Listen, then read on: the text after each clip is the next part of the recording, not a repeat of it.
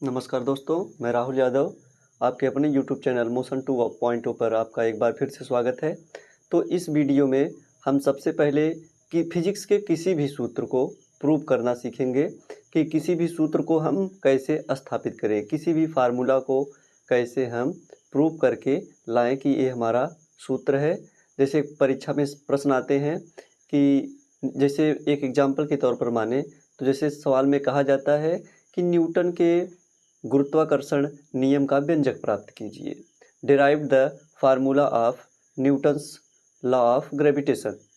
तो या और सवाल जैसे कूलाम का नियम हो जाए कि कूलाम का नियम हम किस प्रकार प्राप्त करते हैं, उसका जो सूत्र है व्यंजक हम किस प्रकार प्राप्त करते हैं। व्यंजक मीन्स सूत्र होता है जिसे फार्मूला कहते हैं।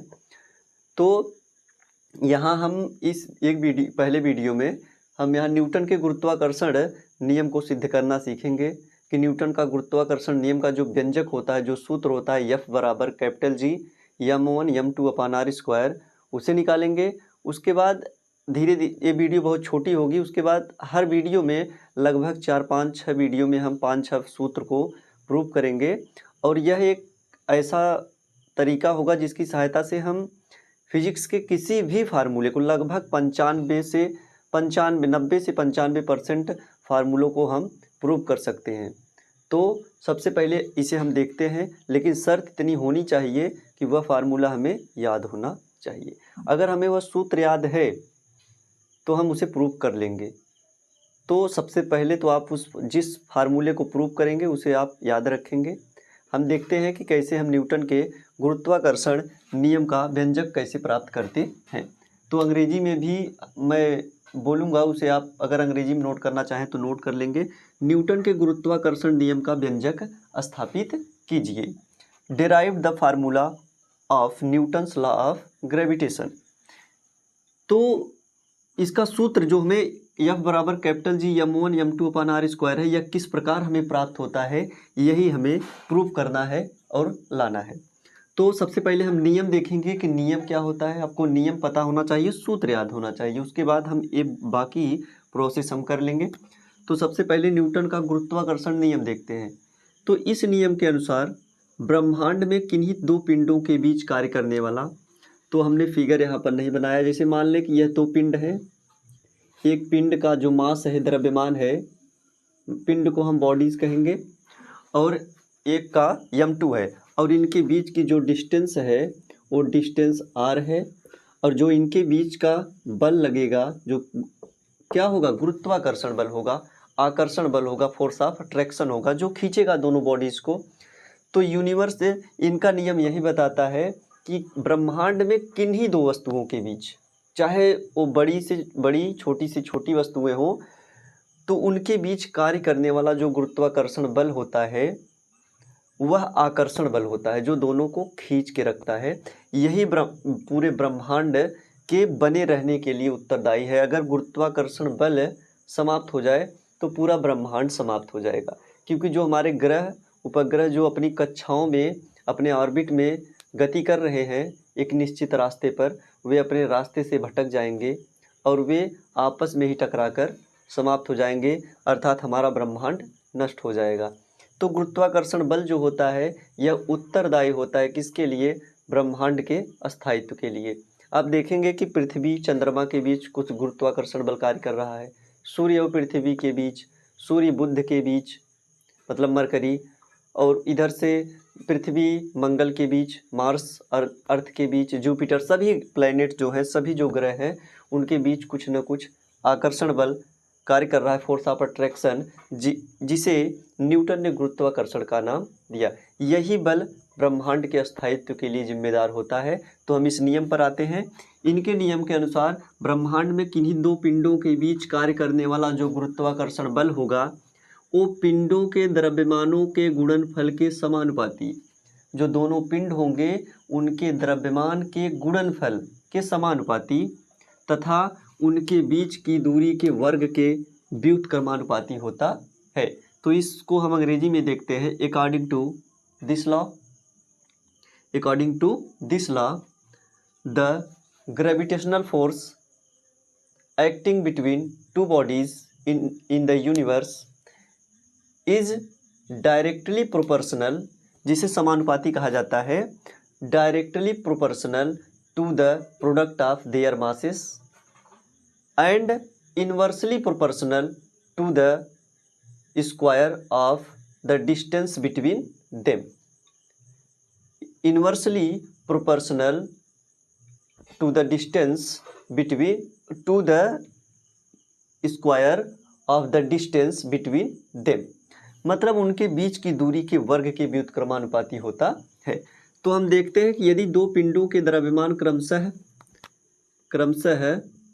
m1 व m2 तथा उनके बीच की दूरी r हो, स्मॉल r, इसे कैपिटल R भी मान सकते हैं, इन्हें कैपिटल m1 m2 मान सकते हैं, r हो, तो इनके बीच कार्य करने वाला जो गुरुत्वाकर्षण बल F होता है वह F बराबर capital G m1 m2 upon r square newton, newton जो बल का मात्रक होता है means F equal to capital G m1 m2 upon r square.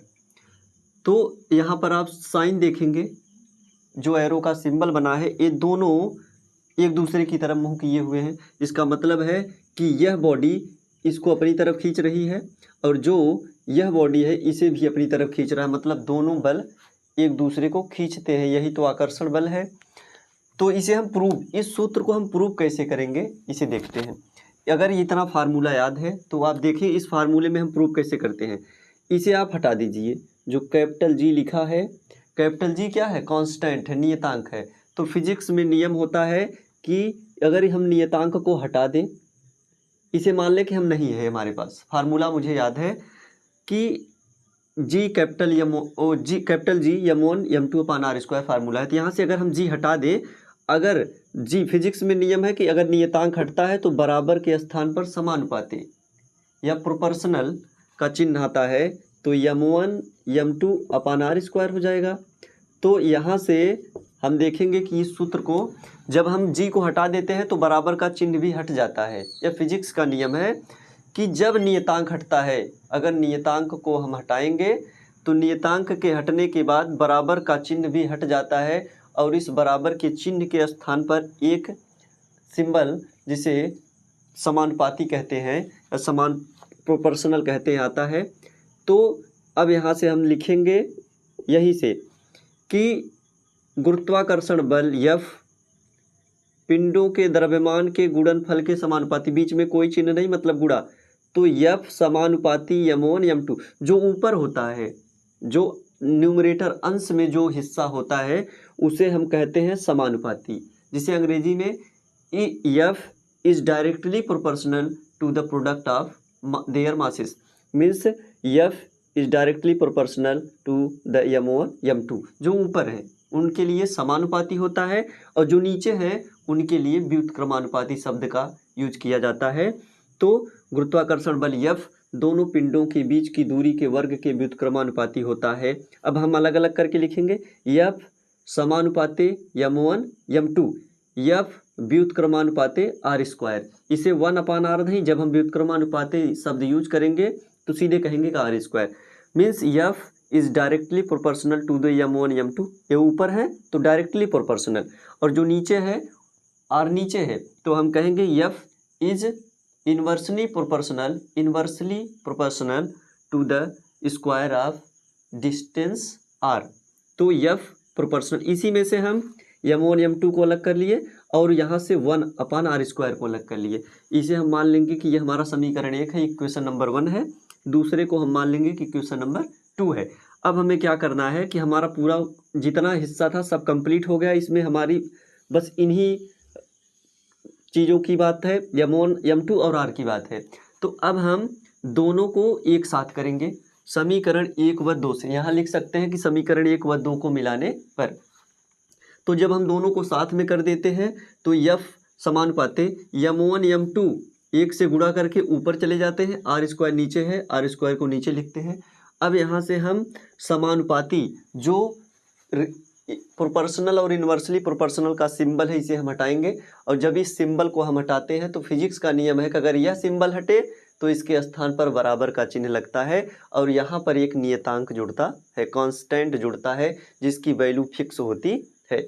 इसे हम फिजिक्स के लगभग हर फार्मूले में लगभग हर फार्मूले में इसे हम देखते हैं। तो यहाँ पर F समानुपाती m1 m2 upon R square, और जब समानुपाती के सिंबल को हम यहाँ से रिप्लेस करते हैं तो यहाँ बराबर का चिन्ह आता है, तो यहाँ उसके साथ एक नियतांक आता है। यही कैपिटल G समानुपाती नियतांक है। अंग्रेजी में इसे लिखेंगे where capital G is proportional constant, जिसे गुरुत्वाकर्षण नियतांक कहते हैं, सार्वत्रिक गुरुत्वाकर्षण नियतांक, which is called universal gravitational constant. इसे सार्वत्रिक, सार्वत्रिक मतलब सब जगह, इसे सार्वत्रिक शब्द में क्यों यूज किया जाता है, क्योंकि जो इसकी वैल्यू होती है 6.67 इंटू 10⁻11 वह फिक्स होती है। वह पूरे ब्रह्मांड में आप कहीं भी चले जाएंगे, चाहे आप पृथ्वी पर रहें, चाहे मार्स पर, चाहे जुपिटर पर, चाहे जहाँ जाए, वो कैपिटल G का मान सेम होता है, वह बदलता नहीं है। इसीलिए इसके लिए हम सार्वत्रिक शब्द का यूज करते हैं। यूनिवर्सल मतलब यह पूरे ब्रह्मांड में फिक्स है, एक ही होगा, या कहीं भी स्थान बदलने के साथ कैपिटल G का मान नहीं बदलता है। तो इसे सार्वत्रिक गुरुत्वाकर्षण नियतांक, यूनिवर्सल ग्रेविटेशनल कांस्टेंट कहते हैं। तो देखें हमारा फार्मूला यही था जो प्रूव होकर सामने आया कि F equal to capital G m1 m2 upon R square. तो अगर हमें फार्मूला याद है, जैसे मान लें हमें यह याद है, तो हम G को हटा देंगे, तो F सीधे लिखेंगे पहली लाइन नंबर 1 डालकर। यही उत्पत्ति है प्रूफ कि गुरुत्वाकर्षण बल F द्रव्यमानों, दोनों पिंडों के द्रव्यमानों के गुणनफल के समानुपाती होता है। Gravitational force F is directly proportional to the product of their masses या मासेस ऑफ द बॉडीज। तो दोनों पिंडों के बीच की दूरी वो द्रव्यमान m1 m2 के समानुपाती। नीचे जो है, जो आर स्क्वायर लिखा है, इसे हम व्युत्क्रमानुपाती कहते हैं। जब नीचे डिनोमिनेटर में कोई संख्या लिखी हो, कोई राशि लिखी हो, कोई क्वांटिटीज लिखी हो, तो इसे हम कहेंगे F inversely proportional to the R square. मतलब जो बल F होता है दोनों पिंडों के बीच की दूरी R के व्युत्क्रमानुपाती होता है। तो इस प्रकार हमें समीकरण 1 और 2 मिला। अगर और भी क्वांटिटीज होंगी, और भी राशियां होंगी, तो हम और नंबर 3 पर जाएंगे, नंबर 4 पर जाएंगे और सबको एक साथ मिला देंगे। जो हमारा समीकरण 1, इक्वेशन नंबर 1, इक्वेशन नंबर 2, 3, 4 जितने बनेंगे सबको एक साथ मिक्स करके हम लिखेंगे। जो सीधे डायरेक्टली प्रोपोर्शनल होंगे वो न्यूमरेटर में आएंगे ऊपर की तरफ, और जो इन्वर्सली होंगे वो हर में आएंगे डिनोमिनेटर में नीचे की तरफ। दोनों को मिलाया तो यह proportional m1 m2 upon R square, और प्रोपोर्शनल का जब सिंबल हटेगा तो एक नियतांक आएगा। और यह नियतांक हमें कहाँ मिला, हमें सूत्र में याद होना चाहिए कि इसका नियतांक क्या होगा।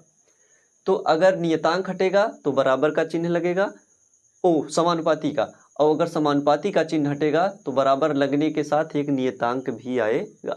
तो बस इसी प्रकार से हम फिजिक्स के किसी भी फार्मूले को प्रूव कर सकते हैं, बस हमें वह फार्मूला याद होना चाहिए। तो अगली कक्षा में हम कूलाम के नियम को प्रूव करेंगे, जो होता है कैपिटल, तो दिल नोट कर लेते हैं। यहाँ पर हम आगे जो नोट करेंगे,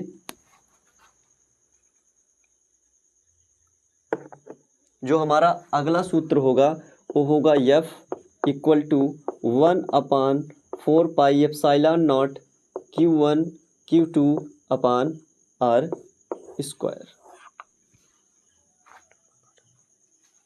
तो यह हमारा जो बल होगा, जिसे हम कूलाम का नियम कहते हैं, उसे हम प्रूव करेंगे। तो आज की क्लास में बस इतना ही। इस सूत्र को आप एक बार फिर से प्रूव करेंगे लिखकर। पहले नियम लिखेंगे, उसके बाद एक फिगर बनाएंगे, और उसके बाद